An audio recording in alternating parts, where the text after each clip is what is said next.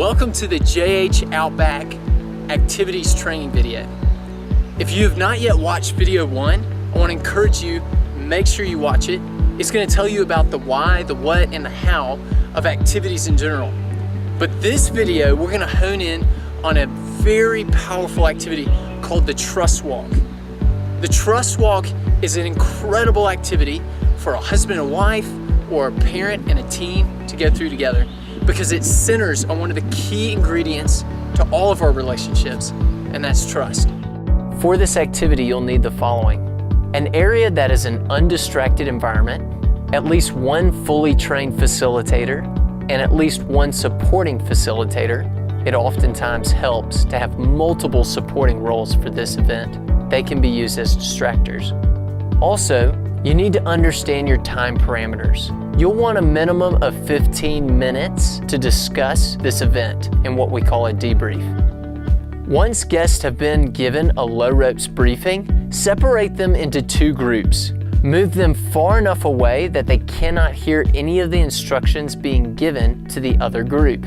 Group 1 will generally be the parents in a child-parent pair, or in a husband-wife pair, Group 1 will be a husband.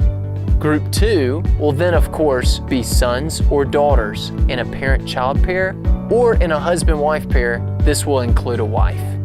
One facilitator instructs Group 2 to use their bandanas as blindfolds and helps them as needed, while the other facilitator instructs Group 1. The instruction given to Group 1 is very important.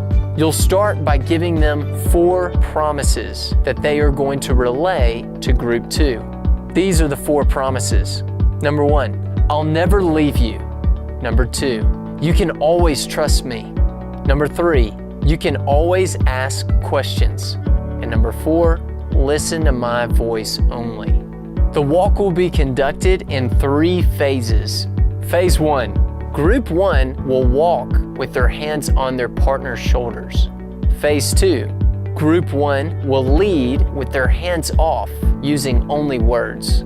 Phase 3, Group 1 will no longer use words unless their partner in Group 2 asks them a question. During this phase, they may start to wander off course, but remember, don't help them or warn them in any way, only providing information when they ask, unless there is a major safety concern.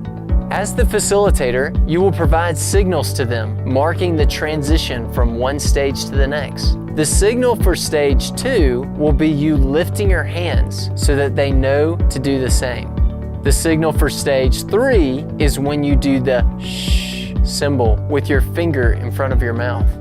As the exercise starts, you and the other facilitators should have pre-planned distractions that could include a log that they have to step over, a branch that touches their face, obstacles that people have to crawl under or go around, or people giving them false directions.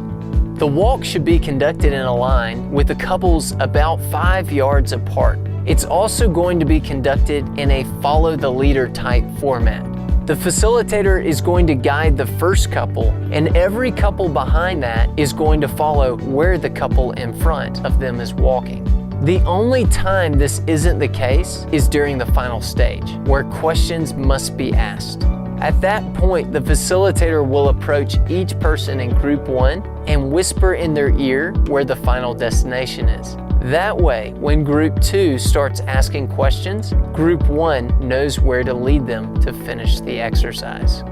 Instruct Group 1 that they are going to be leading their partner on a hike, and that this is a trust activity, so that they need to take it seriously. This is not a team event, so there needs to be space between each of the pairs. Also, throughout the event, facilitators will be acting as distractors. Group 1 guides are encouraged not to address distractors, but continue to reinforce their own directions, rather than label facilitators as distractions.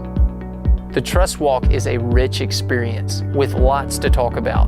Be sensitive to allow the Lord to lead you in asking the right questions. You're going to ask open-ended questions because you want them talking and processing more than you actually teaching. Here are the following questions that we pulled from our first video in how to debrief. What So what, and now what? What? Tell me about your experience. What just happened? What did you feel going through the activity? What could you have done differently? So what? How does this apply to your life? How does it relate to your personal journey with the Lord, no matter where you are in that journey? Now what? What can you learn from this?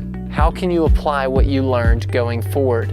What can you take from this and apply in your personal life or in your relationship with family or the Lord? The Trust Walk is a powerful opportunity to get participants to talk about their vertical and horizontal relationships and how trust is active in their life. Thank you so much for being a part of the Outback experience.